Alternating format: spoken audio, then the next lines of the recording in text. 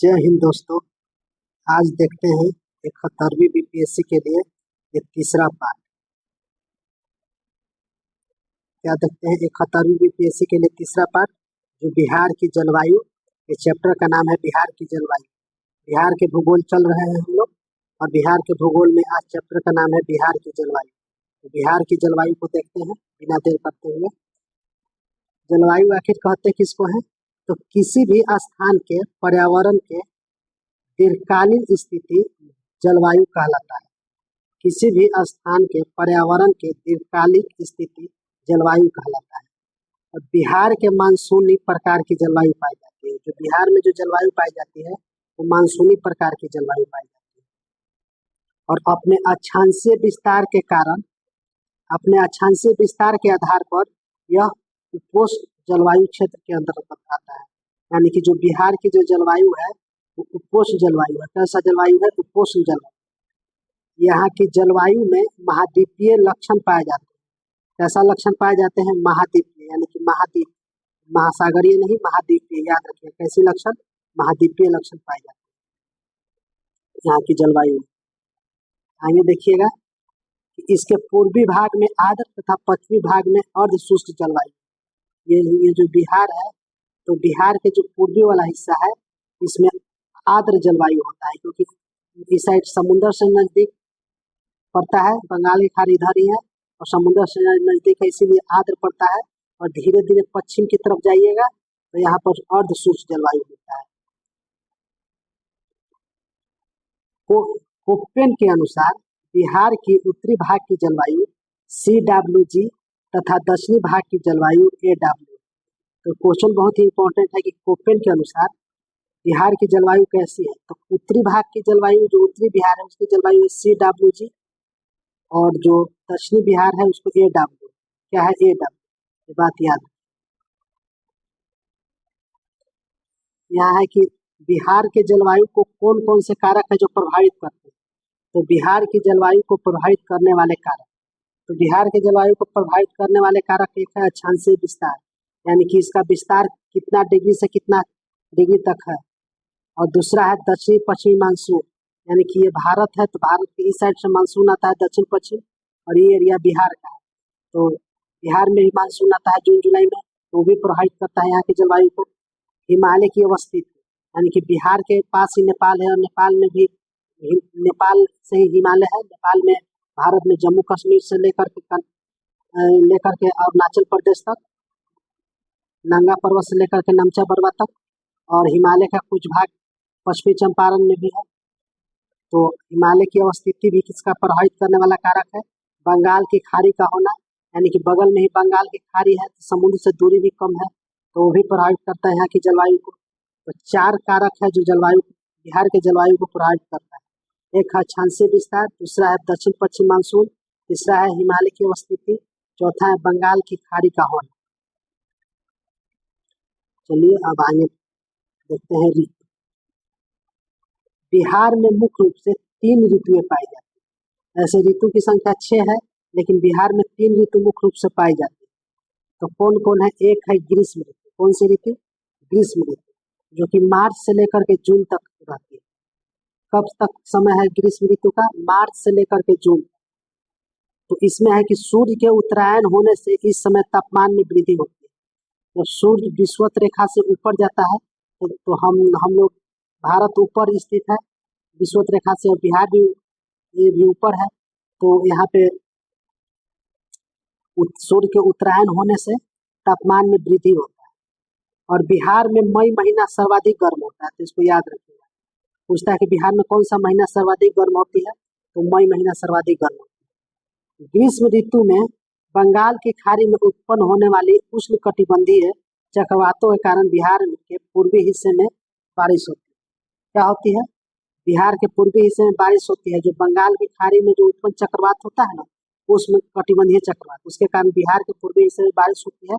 और बिहार के जो पूर्वी हिस्से में बारिश होती है उसको नॉर्वेस्टर कहा जाता है। क्या कहा जाता है? नॉर्वेस्टर। तो उसको याद रखिए।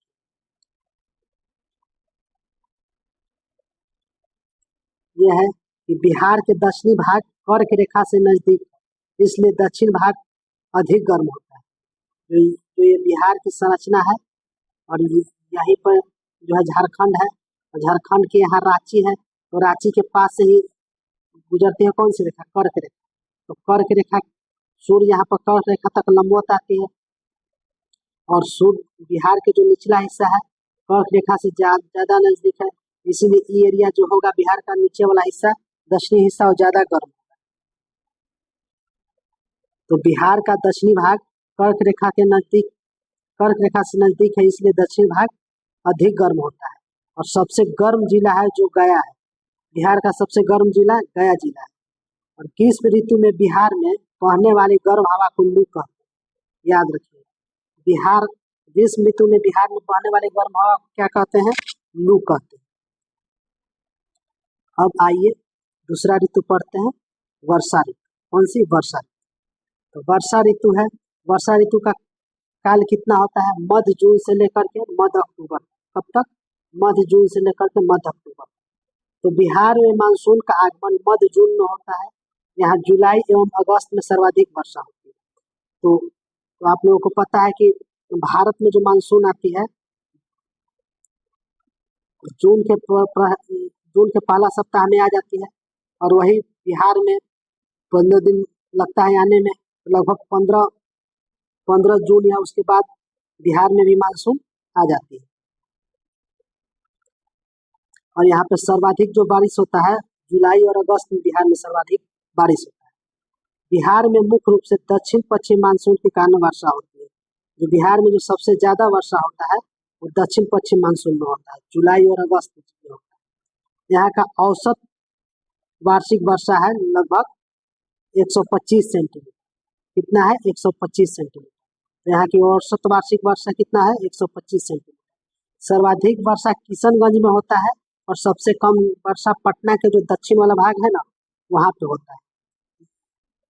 ये एरिया बिहार है, और बिहार में यहाँ पटना है। पटना के जो नीचे वाला एरिया है ना, अरवल, जहानाबाद, तो इन सब में क्या होता है? वर्षा सबसे कम होता है। तो सबसे ज्यादा वर्षा बिहार में किशनगंज, और सबसे कम पटना के दक्षिणी भाग। आइए आगे देखिए,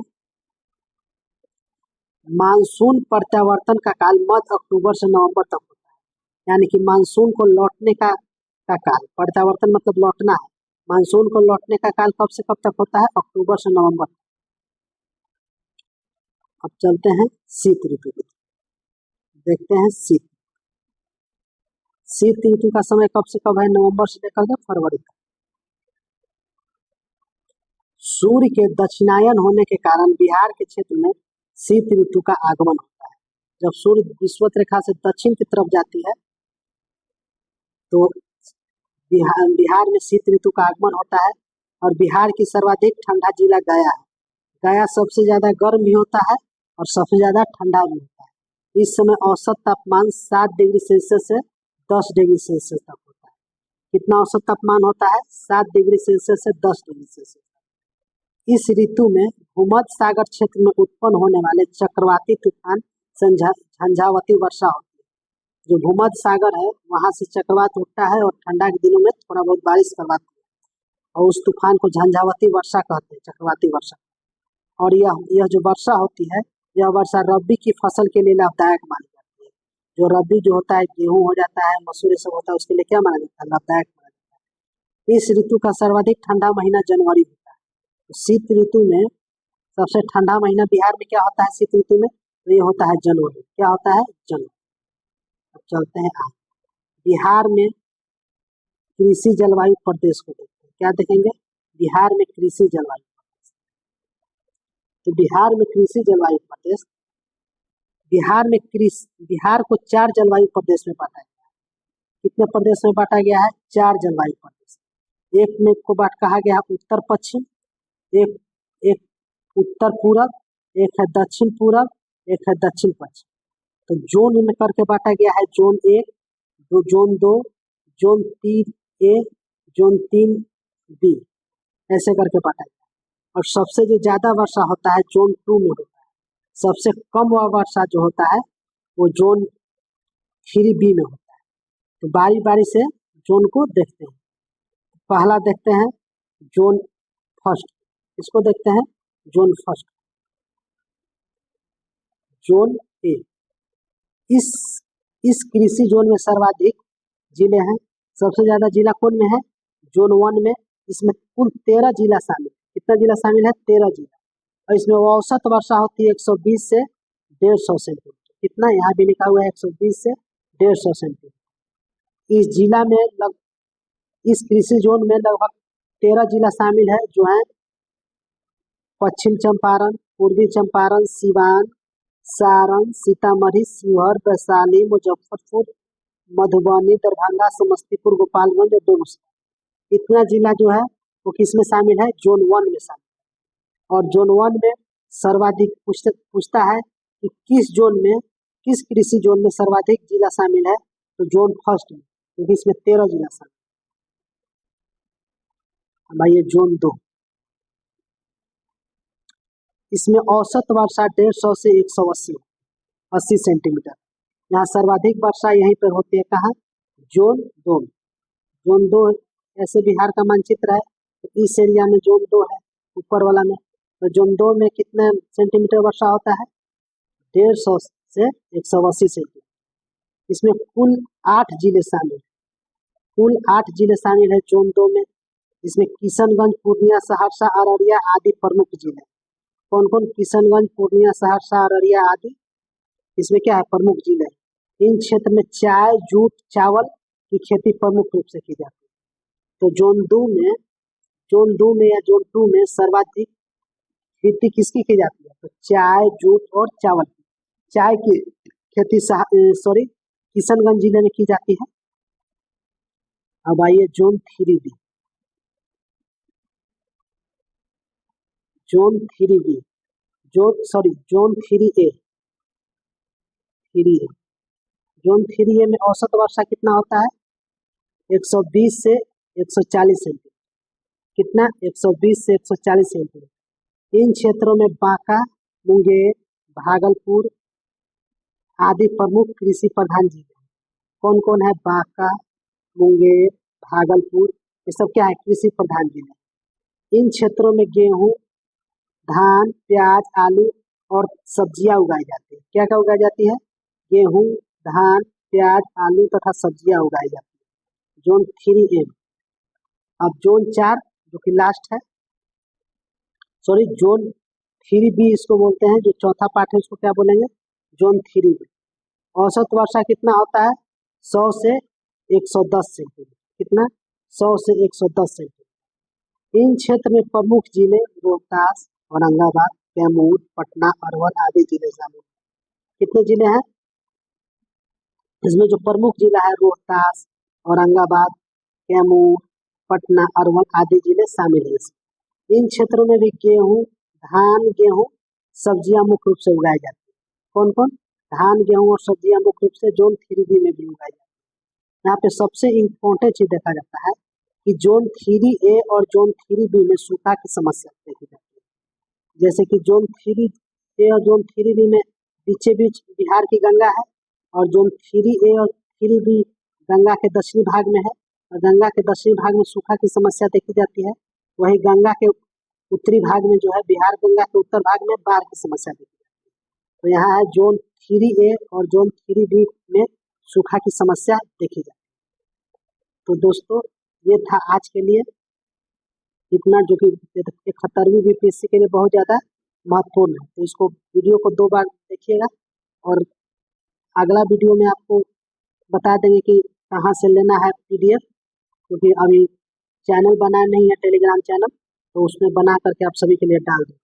तो इस वीडियो को ज़्यादा से ज़्यादा शेयर कीजिएगा। जय हिंद।